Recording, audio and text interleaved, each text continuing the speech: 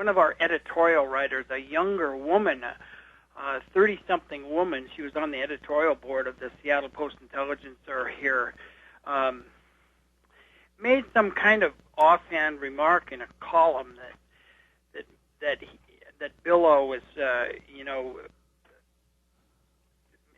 he was able to say that she supported arson as a political tactic, and she didn't say that at all. But he demanded she wouldn't go on his show, and she did go on Hannity on the TV, but she wouldn't go on Billow, and so he went after the publisher and sent his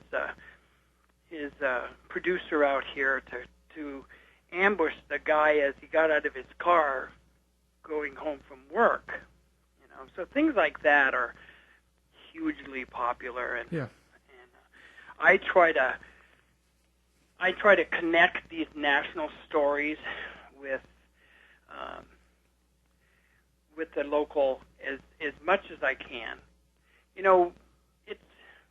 Media is still very East Coast centric, and being out in Seattle is a bit out of being out of the mainstream of national stuff. We're able to do some of that, not as much as, can't pull it off quite as effectively and as believably as if we were in New York or Washington. How many hours a week or a day do you spend devoting listening to radio shows? Oh, probably between that and the blog, probably about 4 hours a day. Okay. Thank God for podcasting. Do you ever? When I started, I had more of a. I'm a journalist, and I used to spend a lot more time in my car than I do now. But back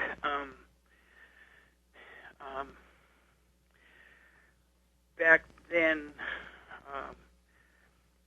I listened to more talk radio directly, and there were no podcasts. Now, most of this is up on the web, so that's very helpful that I can listen to it when I need to.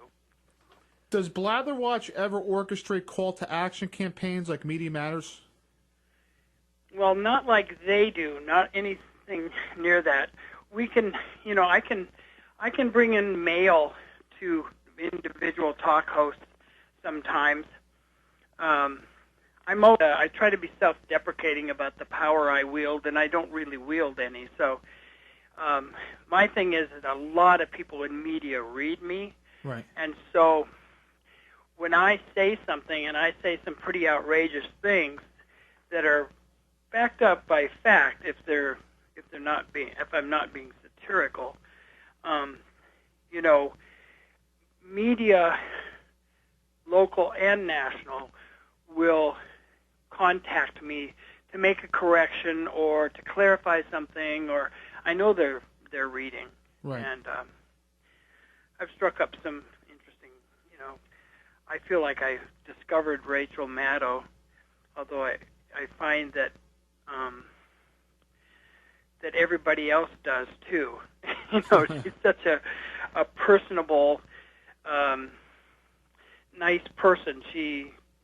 We've been emailing for, before she got famous, and she's stringing a lot of guys along like me, and we were able to meet her, and she gave me an interview and all that stuff, and it was really great.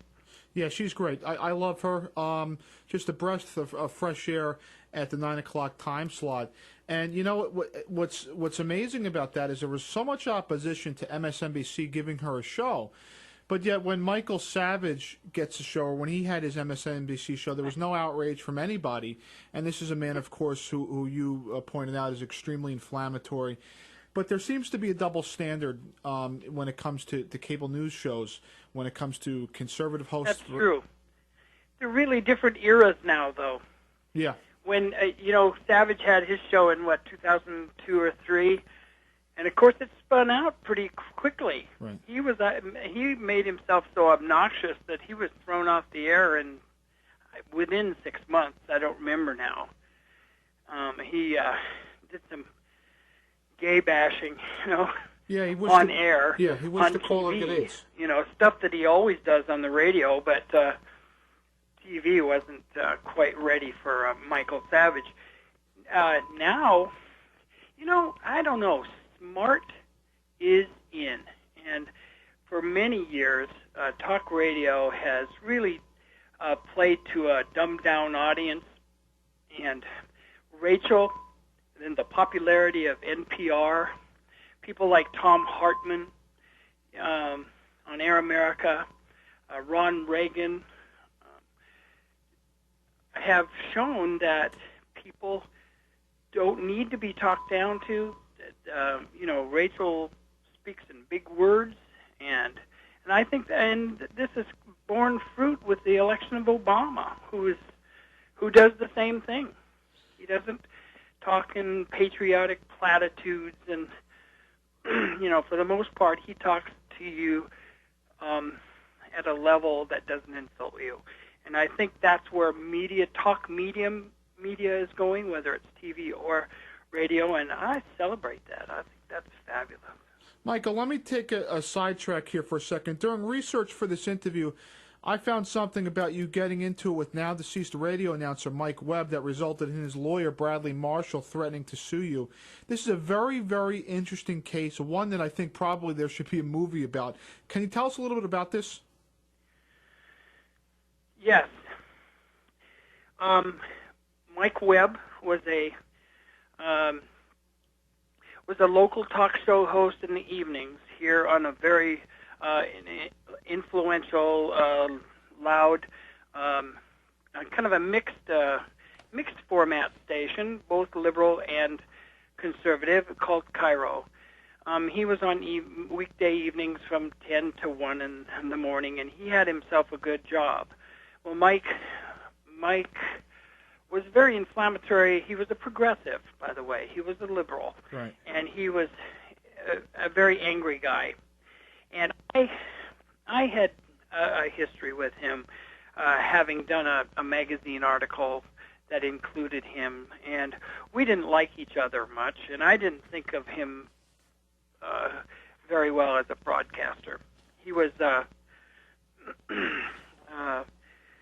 angry. He cut off guests. He did things that conservatives do, and I used to chide him for it and took great fun at his expense on the blog.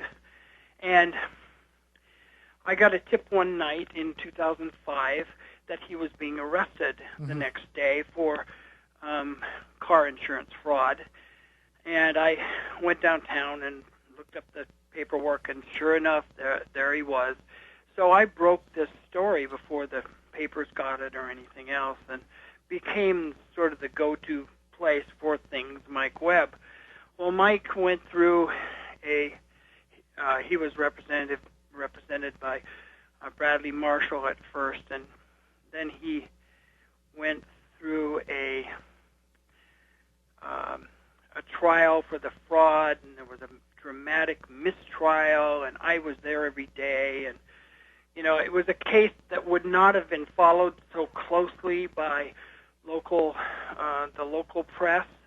They were in at the conviction, but I followed it every day. I had to get a